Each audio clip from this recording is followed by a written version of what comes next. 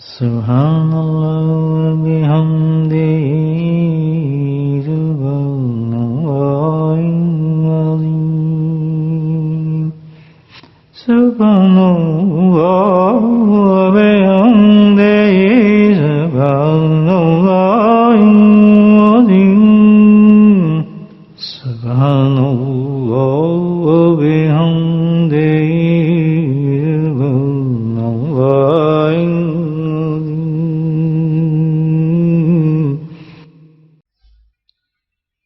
ختم خواجگان میں جتنی کلمات ہیں یہ سارے دعائی کلمات ہیں، یعنی دعا کی نیت سے کلمات کو پڑھا جاتا ہے۔ بار بار پڑھنے کا مطلب یہ ہے کہ پہلی نیت تو یہ ہماری کہ ہم کہ اللہ سے دعا کر رہے ہیں، جیسے ابھی ہم نے پڑھا ہے حسبنا اللہ ونعم الوکیل، یہ دعا ہے ہماری کہ اللہ تعالیٰ ہمیں یقین اور توکل عطا فرما دے۔ خود یہ ایک بڑی عظیم دعا ہے جو قرآن کے اندر ہے، انبیاء نے مانگی ہے، خود نبی کریم صلی اللہ علیہ وسلم نے مانگی ہے، صحابہ نے مانگی، اللہ نے اس کو قرآن میں بھی بند کیا۔ اصل یہ ہے کہ دعا کریں گے، اس لیے بار بار یہ کلمات پڑھے جاتے ہیں، اور جتنی عاجز سے اور محبت سے یہ کلمات پڑھیں گے تو دعا ہے، اسی طریقے سے دعا جو ہے اللہ تعالیٰ قبول فرماتے ہیں انسان کی۔ دوسری صفت یہ ان کلمات کی بزرگان دین فرماتے ہیں، یہ خود دعا ہیں، دوسری یہ اسم اعظم ہے، ان کے ذریعے سے بھی دعا قبول ہوتی ہے، خود یہ ذریعہ بھی ہیں اور دعا بھی ہیں الحمدللہ، دونوں صفات کے حامل ہیں یہ کلمات۔ تو دو نیت سے پڑھیں، ایک ان کے حوالے سے ہم اپنی دعاؤں کو قبول فرما رہے ہیں ان کے واسطے سے، اور دوسری نیت یہ کہ خود یہ بڑی عظیم دعا ہے، اور اس دعا کا مطلب سمجھیں کہ یہ ہے اللہ تعالیٰ ہمیں توکل دے، بھروسہ دے، تو ہی سب سے بڑا ہے، ہر کام کو کرنے والا ہے، اس پہ مجھے تو یقین بھی عطا فرما دے۔ نبی کی دعا ہے یہ اللہ مجھے تو ایسا یقین عطا فرما، وہ یقین دے مجھے پکا یقین ہو جائے جو کچھ میرے مقدر میں تم نے لکھ دیا ہے وہ ہو کر ہی رہے گا، اور جو ہو کر رہے گا اللہ تعالیٰ اس پہ تم مجھے راضی بھی کر دینا، ہمیں راضی ہو جاؤں اس پر۔ تو دیکھیں کتنا سکون مل جاتا ہے آدمی کو، جو ہو رہا ہے مقدر میں وہ تو ہو کر ہی رہے گا، اور جو ہو گیا اس میں پریشانی کی بات نہیں، اللہ سے اللہ تعالیٰ تو مجھے اس پہ سکون دے دے اور راضی کر دے، اور مجھے اس پہ تسلیم کرنے کی قوت عطا فرما۔ یہ ہے حسبنا اللہ ونعم الوکیل، پڑھتے ہوئے ہم یہ بات کرتے ہیں۔ اچھا، یہ کلمات جو ہیں دعا بھی ہیں اور دعا قبول ہونے کا واسطہ بھی ہیں، ان کے ذریعے دعا مانگی جاتی ہے۔ تیسری چیز ثواب، تو ان کا پڑھنے کا ثواب بھی بہت زیادہ ہے، بے انتہا نیکیاں ملتی ہیں الحمدللہ، برکات ملتی ہیں، اللہ کا قرب ملتا ہے، محبت ملتی ہے، انسان کے درجات بلند ہوتے ہیں، اللہ کا قرب نصیب ہوتا ہے۔ کیوں؟ یہ قرآن کلمات ہیں اور ہر لفظ پہ 10 نیکی ملتی ہیں، تو بے انتہا ثواب ہے ان کلمات کو پڑھنے کا۔ 3 چیزیں ہوں گی، ایک تو خود یہ دعا ہے، دعا مانگ رہے ہیں اللہ تعالیٰ سے، دوسری دعا کی قبولیت کا واسطہ ہے، اللہ قبول فرماتے ہیں ان کے ذریعے، تیسری چیز یہ خزانہ ہے کس چیز کا؟ ثواب کا، خوب ثواب ملتا ہے، اور چوتھی چیز اس وقت ہم کیوں پڑھ رہے ہیں سبحان اللہ، نیت ہماری یہ ہے کہ ہم ثواب جو اس کا ہم پڑھنے سے جو ہمیں حاصل ہوگا ہمارے دعاوے کو ہو جائے، اور ہمیں اس کا اجر بھی پورا مل جائے، برکت بھی پوری آ جائے، اور اس کا ثواب بھی پورا مل جائے۔ اب ثواب جتنا ملے گا، نیت کیا ہے کہ اللہ تعالیٰ اس کا ثواب جو ہم پہنچانا چاہتے ہیں اس بزرگ کو پہنچانا چاہتے ہیں جس کے ذریعے سے ہمیں دین ملا اور ہمیں ذکر توفیق نصیب ملی، وہ ہیں ختم خواجگان جس کو کہتے ہیں، خواجگان ہیں جن کے ذریعے سے الحمدللہ یہ کلمات ہم تک پہنچے، نقشبندی سلسلے کے جو بزرگین ہیں، تو یہ سب پھر ہم کیا کرتے ہیں، یہ ثواب ان کو پہنچا دیں، سارا ثواب ان کو دیتے ہیں، پھر مثال کے طور پر آپ نے پہلے کلمے پڑھے، پیران پیر عبد القادر جیلانی رحمۃ اللہ کے کلمات، یہ کلمات کا سارا ثواب ان کو پہنچایا. ریئیکشن کیا ہوتا ہے کہ جو اللہ کے محبوب بندوں کو آپ اصال کرتے ہیں ثواب کا، تو اللہ اپنی رحمت سے فوراً اس بندے پر اپنی رحمتیں نازل فرمانا شروع کر دیتا ہے. اور جس درجے پر وہ ہوتا ہے تصوف کی، یعنی آپ تو ماشاءاللہ تصوف اسٹوڈنٹ ہیں سارے، جس درجے پہ ہوتا ہے کسی لطیفے پر ذکر کر ہوتا ہے، اللہ سبحانہ تعالیٰ اس لطیفے میں اور زیادہ نور پیدا فرما دیتے ہیں اس اللہ والے کی برکت سے. اس لیے ہم پڑھتے ہیں. جیسے دوسرا کلمہ ہم نے پڑھا، یہ کس کا تھا؟ خواجہ بہاؤالدین نقشبند رحمۃ اللہ کا تھا. ان کی فیوز برکات الحمد، سارا ثواب ان کو پہنچایا اس کلمے کا. پھر کیا ہے کہ الحمدللہ ان کی طرف سے رحمتیں ہمیں نصیب ہوئی ہیں. یہ ایک مقصد کے تحت پڑھا جاتا ہے، ویسے نہیں ہے کہ ہم بیٹھ جاتے ہیں کلمے پڑھے شروع کر دیتے ہیں. اس کے پیچھے بہت مقاصد ہیں جو بزرگان دین ہزاروں سال سے ان کرنے کا معمول بنایا. بیٹھ کے انسانی کلمے پڑھے بے انتہا فائدہ ہوتا ہے. اور پھر یہی بزرگان دین فرماتے ہیں کہ ان کلمات میں یہ تاثیر رکھی اللہ تعالیٰ نے کہ ہر بیماری کی شفا بن جاتی ہے اس میں. اس کے علاج یہ ہے کہ جیسے خواتین نے اس وقت گھر میں پڑھ رہی ہیں یہ کلمہ، الحمدللہ ہزاروں خواتین ہوں گی پوری دنیا میں پڑھ رہی ہوں گی اس وقت. بیماری ہیں بھی ہیں گھر میں، کسی کو جنات ہیں، کسی کو مصیبت ہیں، کسی کو پریشانی ہے، ہر حالات ہیں. اس کا طریقہ بڑا آسان ہے. پانی کا آپ بوتل لے کے رکھ لیں، گلاس ایک رکھ لیں، پورے یقین کے ساتھ کہ کلموں میں اثر ہے. پھر جب یہ خواجہ ختم کریں بعد میں، تو ہر آدمی اس کلمے پر پھونک مارے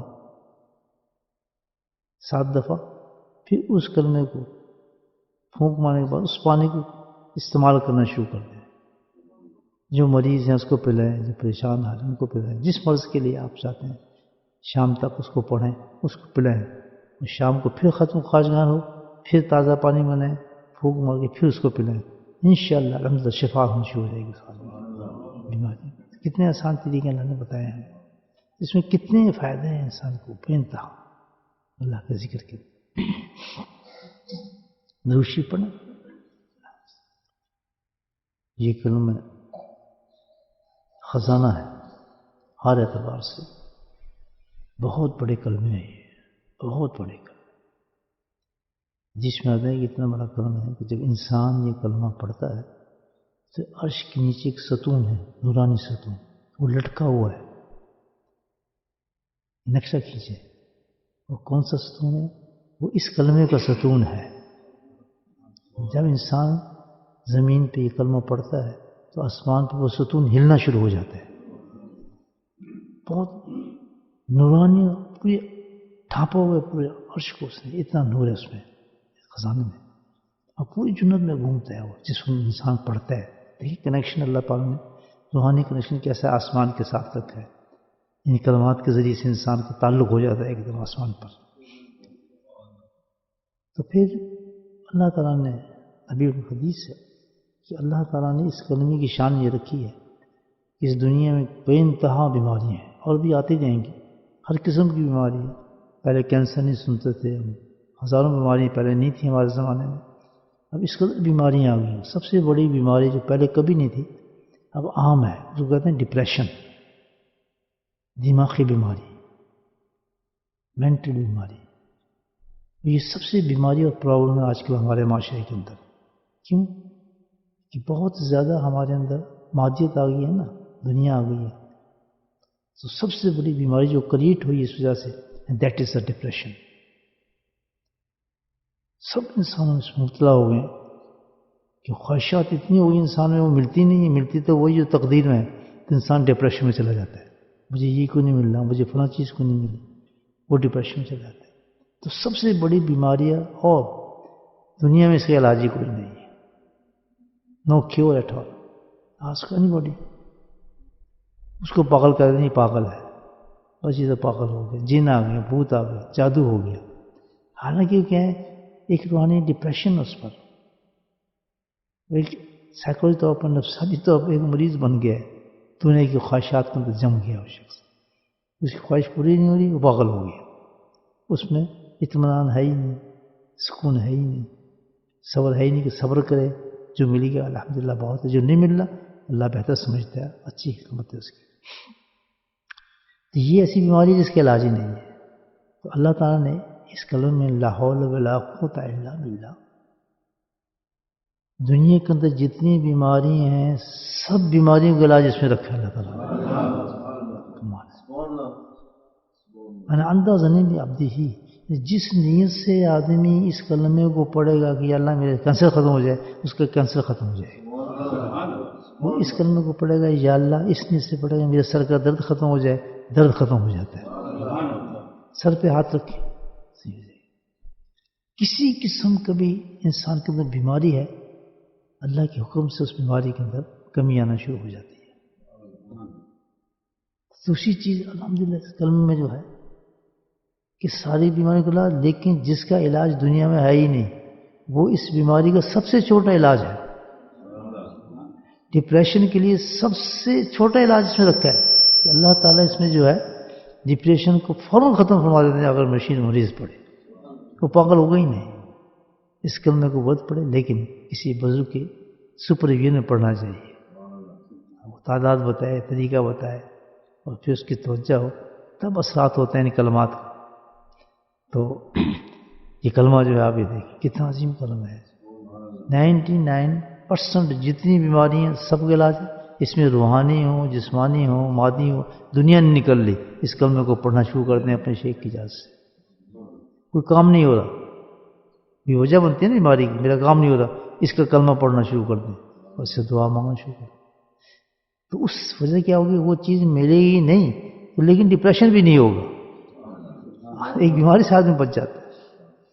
تو یہ تھوڑی بات ذہن میں آئی اس کلمے کے بارے میں. اور اس کا تعلق کس سے ہے؟ سبحان اللہ، اس کا تعلق ہے شیخ سرہند حضرت احمد فاروقی نقشبندی مجدد الحسین رحمۃ اللہ علیہ سے تعلق. بہت عظیم کلمہ ہے، ان کو ثواب جائے گا اس کا. جب ان کو ثواب جاتا ہے تو خود سمجھیں کہ کتنی بڑی رحمت اس میں آ جائے گی. تو نور اور نور ہو جاتا ہے انسان جو اس کلمے کو پڑھتا ہے. تو آپ کھول کے بڑے دھیان سے ان کلمات کا ورد کیا کریں. دروشی پڑھیں. تمام مشائخ کا تم ذکر کیا ہے، ان کے لیے کلمات ہم پڑھتے ہیں اور ان کو ایصال ثواب کرتے ہیں، ثواب پہنچاتے ہیں. جو سرتاج مشائخ ہیں، بمبئی فیض ہیں، امام الانبیاء ہیں، ان کے کون سے کلمات ہیں جو جس کے ذریعے سے ان کو ایصال ثواب پہنچایا جاتا ہے؟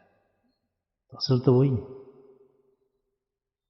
ان کے لیے جو کلمات منتخب کیے ہیں وہ درود شریف ہے. جب دروشی پڑھیں ختم خرچ کر تو وہ کیا ہے؟ نبی پاک کو ایصال ثواب کیا جا رہا ہے. تو درود کی شان تو پھر پتہ ہی ہے وہ کتنی بڑی شان ہے. ان اللہ ملائکتہ یصلون علی النبی، میں بھی پڑھتا ہوں، میرے رشتے ہی پڑھتے ہیں. تو اتنا بڑا فعل جو ہو اس کا ثواب کتنا بڑا ہوگا جو ہم دروشی پڑھ کے نبی پاک کی بارگاہ اقدس میں پیش کریں گے. جب درود پڑھا جاتا ہے یہ ثواب کدھر جا رہا ہے؟ نبی کریم اس میں جا رہا ہے. اس کی برکت کتنی ہے.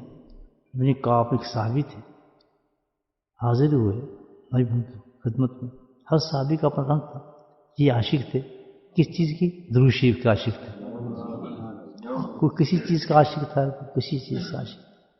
یہ صحابی تو درود شریف کے عاشق تھے. تو حاضر ہوئے کہنا یا رسول اللہ میں آپ کو درود بھیجتا ہوں، مفہوم بتا رہا ہوں آپ کو حدیث کا. تو اتنی تعداد تو بھیجتا ہوں. آپ سنا کہ اس سے بھی زیادہ کر لو. پھر ہے کہ یا سن مطلب اتنی تعداد پہ پڑھنا شروع کر دیے اور بھیج سکتا ہوں کہ ہاں اس سے بھی زیادہ کر لیں. پھر ہے سننے میں دل کرتا ہے کہ سارا وقت میں دوسری پڑھوں، پڑھ سکتا ہوں. اجازت مانگ رہے ہیں اپنے شیخ سے. اجازت وہیں سے چلی ہے. اب سمجھیں کیا طریقہ ہے، اجازت کیوں جاتی شیخ سے؟ اب اجازت مانگ رہے ہیں اپنے شیخ سے. کیا میں سارے وقت میں دروش پڑھ لوں؟ ہر وقت میں چاہتا ہوں میں درود شریف پڑھتا ہوں آپ. تو اللہ نے فرمایا پھر تو تیری ساری مشکلیں بھی آسان ہو گئیں اور سارے تیرے پرابلم تھے وہ بھی پورے ہو گئے اور تیری ساری بخشش بھی ہوئی تو جنت میں چلا گیا. کتنا بڑا ایک دروازہ کھل گیا ہمارے سامنے. ایک مقام پہ جب شیخ درود کی اجازت دیتے ہیں کہتے ہیں تم درود کا وردی کرو. ایک مقام ہوتا ہے ہر سٹیج پہ انسان. اس وقت انسان کی یہ حالت ہو جاتی ہے اور یہ ثابت ہو گیا حدیث ایک صحابی کا فعل تھا. کوئی بدعت نہیں ہے. کوئی انسان درود شریف کی اجازت دے رہا ہے کسی کو. جب ہم پڑھتے ہیں ختم خواج گانا الحمدللہ جس کی ہمیں اجازت ہے تو کیا ہے درود شریف جب پڑھیں تو یہ اصالِ ثواب کس کو جا رہا ہے؟ امام ملیہ کو جا رہا ہے. تو پھر آپ اندازہ لگا رہے ہیں کہ وہاں سے کتنی برکتیں آئیں گی. تمام مشکل حل ہوں گی. تمام معاملات انسان کے حل ہو جائیں گے. مراقبہ کرنا ہے یعنی دل کی طرف توجہ کرنا ہے اور دل کے اندر فیضان ربی حاصل کرنے کے لیے اللہ کا ذکر کریں. جیسے ذکر کریں گے اللہ کا فیض کرنا شروع ہو جاتا ہے. فیضان ربی انسان کے دل پر نور کی طرح بارش کرنے لگتا ہے. اس میں ذات اللہ اللہ اللہ کا بہت بڑا نور ہے. دل کو متوجہ کریں اچھی طریقے سے تمام خیالات سے صاف کریں. اپنی توجہ دل پر اور دل کی توجہ اللہ کی طرف معزول فرمائیں اور پھر بہت ہی محبت کے ساتھ ادب کے ساتھ دل کی زبان سے اللہ اللہ اللہ کا ورد کریں. اس کو ذکر خفی بھی کہتے ہیں یعنی قلبی ذکر. رممبر اللہ سبحانہ تعالیٰ ود اسم مبارک اللہ اللہ بسم اللہ الرحمن الرحیم. بسم اللہ الرحمن الرحیم الحمد للہ رب العالمین الصلاۃ والسلام علی سیدنا.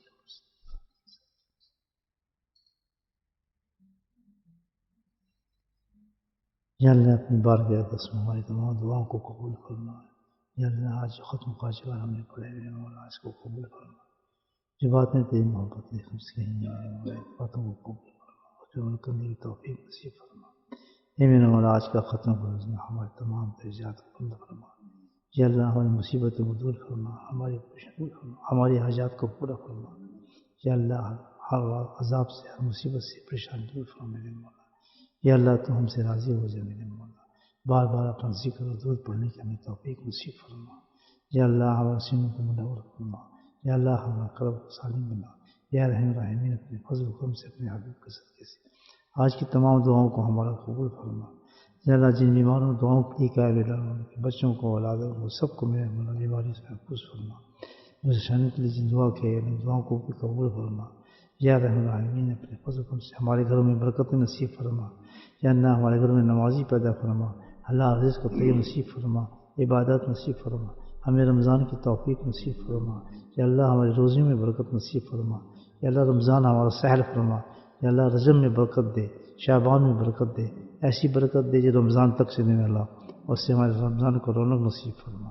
یا اللہ اپنے فضل و کرم سے ہمارے تمام دعاؤں کو اپنے حبیب کے صدقے سے قبول فرما. وصلی اللہ تعالیٰ علی خیر خلقہ محمد وآلہ وصحبہ اجمعین برحمتک یا ارحم الراحمین. سبحان ربک رب العزة عما یصفون وسلام علی المرسلین والحمد للہ رب العالمین.